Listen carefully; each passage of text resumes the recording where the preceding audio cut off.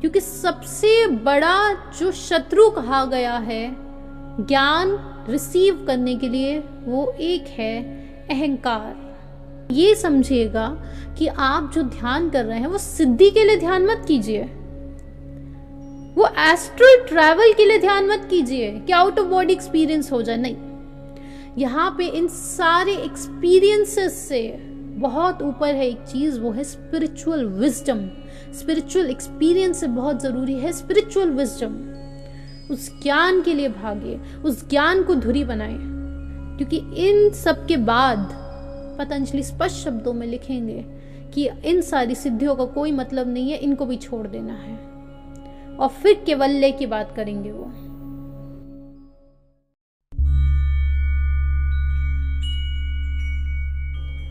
पिछले जो हमारे सेशंस हैं उसमें हमने पतंजलि के योग सूत्र पर ध्यान लगाया है। तीसरा जो अध्याय है वो है विभूति पद, जिसमें सिद्धियों का जिक्र किया गया है।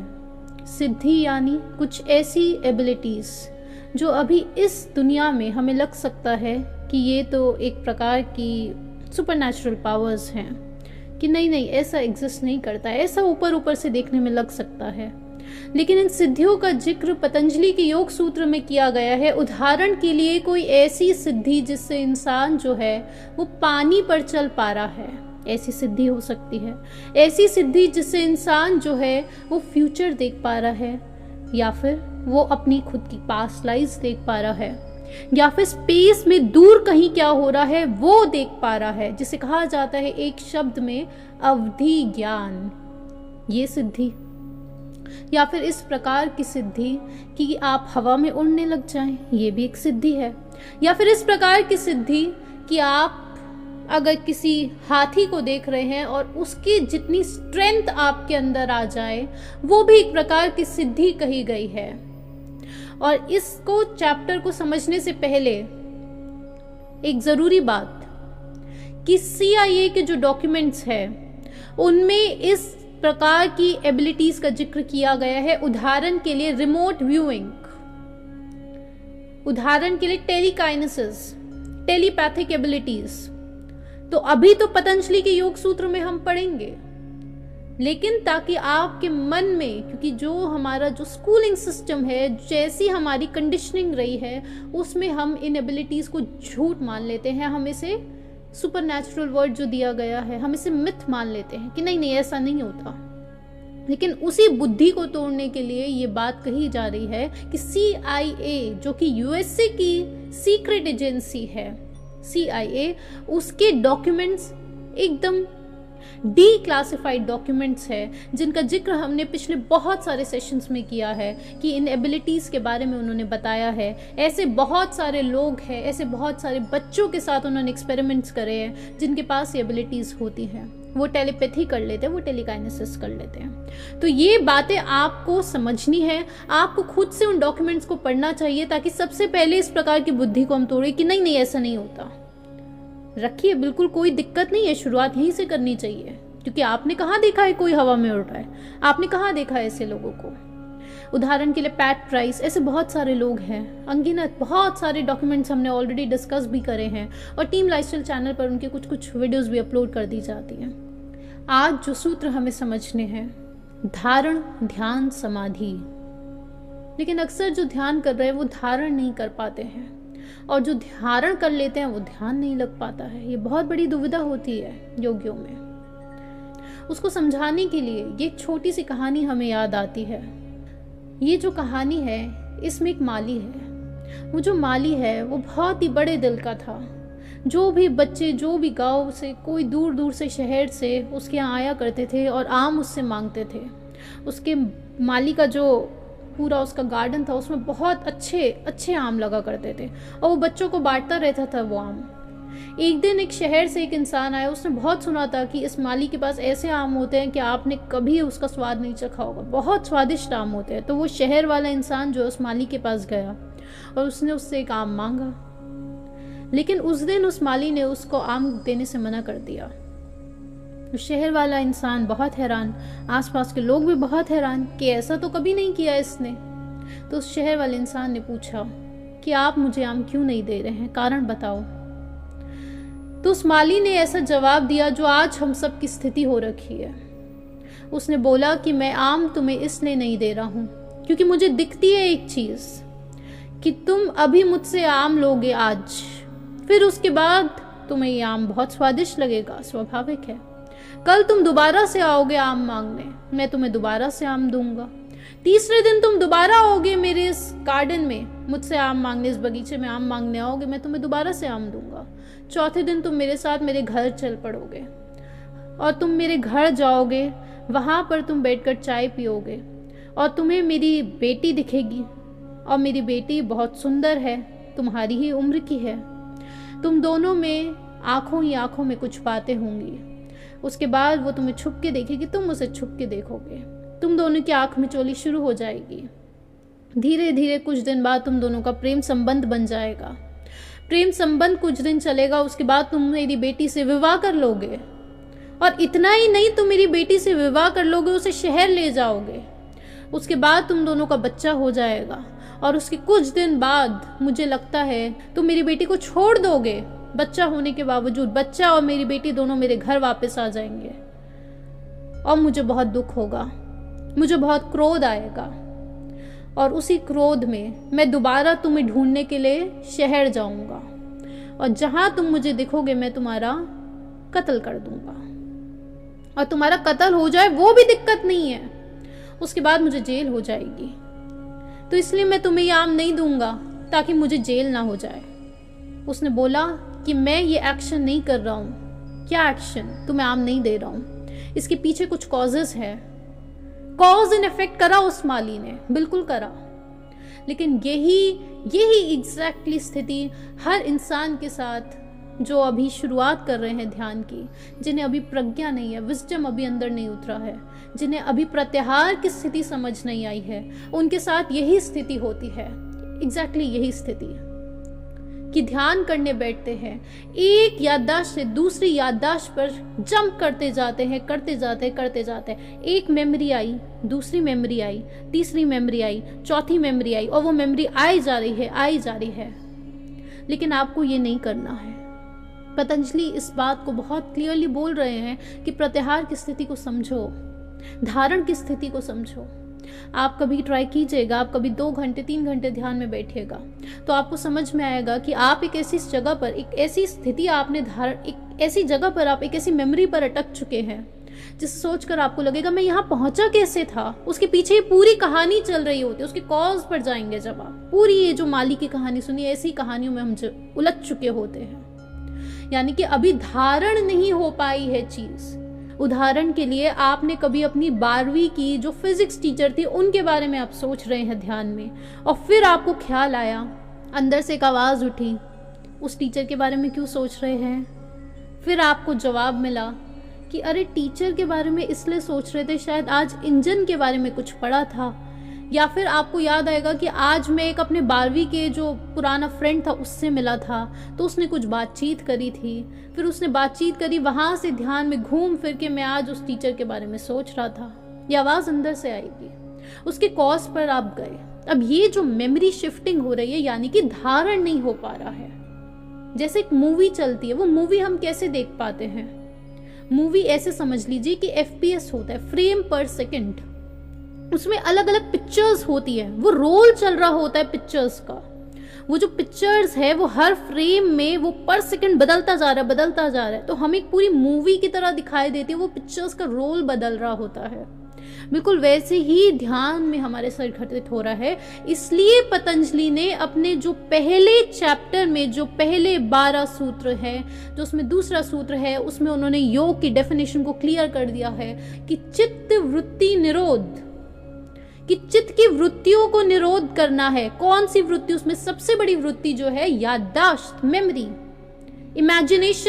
इमेजिनेशन को निरोध कीजिए। इन सबको इकट्ठा करके हमने मेमोरी की तरह समझा था। तो शुरुआत आपको कहां से करनी है? कोई भी चीज आपके ध्यान में आ रही है, उसके कॉज पर जाएं। कहां से आई थी वो मूवी प्ले हो गई, आपको समझ में आ गया। उसके अगली चीज अब आप समझे, ये जो एक फ्रेम से दूसरे फ्रेम में आप जंप कर रहे हैं, या कहे एक मेमोरी से दूसरी मेमोरी में जंप कर रहे हैं, तीसरी मेमोरी में जंप कर रहे हैं, उसके बीच में एक गैप आता है। और जब प्रत्याहार की स्थिति, प्रत्याहार आप कर चुके होते हैं, यानी कि अपने सेंसेस से आप विड्रॉ कर चुके होते हैं, तो ये जो गैप है, एक मेमोरी से दूसरी मेमोरी के बीच का जो गैप है, वो बढ़ता जाता है, बढ़ता जाता है। और वही वो समय है जब वो ज्ञान आपके अंदर उतरता है। उदाहरण के लिए आपने धारण करा है एक हाथी, आपने धारण करी है, ये सिद्धि आप करना चाहते हैं जो अभी आगे सूत्रों में आएगी, कि एक हाथी के जैसा हमारे अंदर स्ट्रेंथ आ जाए, एक हाथी के जैसे। ठीक, इसको जब आप धारण करने बैठ रहे हैं, उस समय पर बहुत सारी याददाश्त ओवरटेक कर लेती है कि हाथी, अच्छा हाथी तो बहुत बहुत टन्स का होता है हाथी, तो ये तो इतनी स्ट्रेंथ तो नहीं आ पाएगी। अब ये जो वाक्य आया, हाथी तो इतने टन्स का होता है, ये कैसे पता चला आपको? आपकी मेमोरी में आया है, यानी कि अभी हाथी की स्थिति धारण नहीं हुई है। फिर दूसरी मेमोरी आई कि हाथी ये तो बहुत खाता है, इतना तो मैं नहीं खा सकता। अब ये जितने भी, सिर्फ इतना सेंटेंस आएगा ध्यान में कि हाथी तो बहुत किलो टन्स का है, उसके पीछे कहानी ये आपकी दौड़ेगी कि इतने किलो टन्स का मैं तो नहीं हूं, इतना जब मेरा वजन ही नहीं है तो इतनी स्ट्रेंथ भी नहीं हो सकती। यानी कि एक नकारात्मक पार्ट जो है कि आपके अंदर सिद्धि नहीं आ सकती, आपने पहले से डाल दिया है उस मेमोरी के रूप में। वो कहानी से क्या दौड़ा कि फियर आ गया मन में, हो ही नहीं सकता, और ये no, it is not possible, impossible है। फिर दोबारा ध्यान करा, अगली जो मेमोरी आई, मान लीजिए कुछ भी आ सकता है कि हाथी का तो इतनी बड़ी हाइट है, ये आ गया। अब ये जो सेंटेंसेस है, ये सब मेमोरी है। इन सेंटेंसेस के बीच में ठहराव आएगा, वो ठहराव बढ़ता जाता है, और जब वो समय बढ़ता जाता है, वही उसी समय पर वो जो डिवाइन नॉलेज है वो आपके अंदर उतरती है। जिस प्रकार से जब बच्चा होता है वो बहुत रिलैक्स स्टेट्स में है, और उसे दिखाया जाए कि ये देखो, ये इंसान जो है पानी में तैर रहा है, ये इंसान स्विम कर रहा है, और उस बच्चे ने उस इंसान को स्विमिंग करते हुए देखा है, बस वो रिलैक्स स्टेट्स में है।